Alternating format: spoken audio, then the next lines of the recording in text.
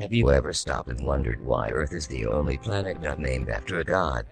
In nearly every language, Earth is a variation of that word. Terra in Portuguese, dunya in Turkish, ertha in Dutch, Terra in Spanish. The common thread here is they all came from the same meaning, ground or soil, in Latin, terra. That word is also associated with the goddess Terra Mater, Gaea of the Greeks. In mythology, she was the first goddess on Earth and the mother of Uranus. The name Earth comes from Old English and Germanic. It is derived from ertha, which means ground. Other civilizations all over the world also developed terms for our planet.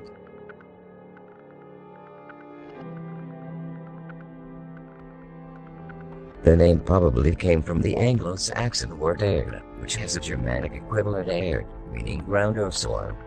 In Old English, the word evolved into ertha. There is also speculation that it came from an Indo-European language which base is Translations of the Bible into English was one of the earliest recorded use of the name Earth. God called the dry land Earth, and the waters that would gather together he called seas. And God saw that it was good.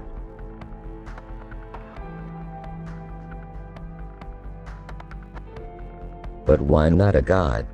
That is because, funny enough, people didn't consider Earth a planet. Planets were these distant stars in the sky akin to how a god would likely look to a human. For people back then, Earth was more of a setting. The elements that made up existence were water, air, fire, and earth. Our Earth came from this. It's simply the ground or what's not the sea.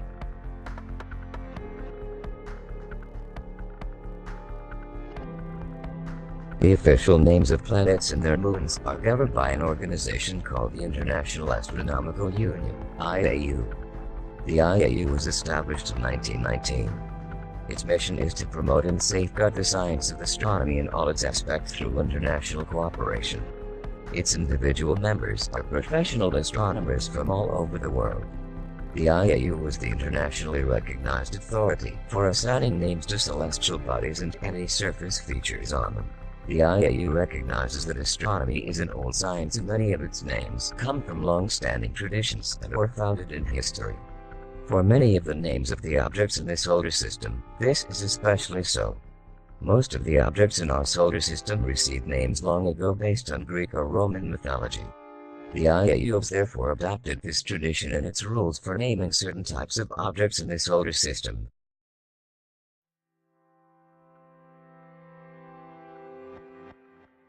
Planets. With the exception of Earth, all of the planets in our solar system have names from Greek or Roman mythology.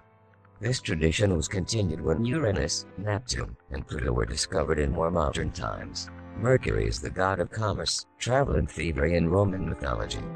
The planet probably received this name because it moves so quickly across the sky. Venus is the Roman goddess of love and beauty. The planet is aptly named since it makes a beautiful sight in the sky, with only the sun and the moon being brighter. Earth is the only planet whose English name does not derive from Greek/Roman mythology. The name derives from Old English and Germanic.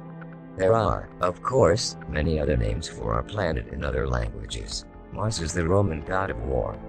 The planet probably got this name due to its red color.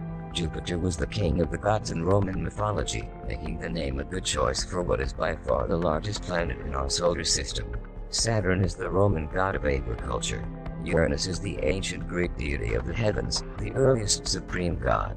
Neptune was the Roman god of the sea. Given the beautiful blue color of this planet, the name is an excellent choice. Pluto was the Roman god of the underworld in Roman mythology. Perhaps the planet received this name because it's so far from the sun that it is in perpetual darkness. Wasn't that all interesting? So that's we have all for today. If you liked the video, make sure to like and share. Also subscribe the channel, which will keep us promoted to make more videos. See you all in another video. Till then, stay tuned to our channel.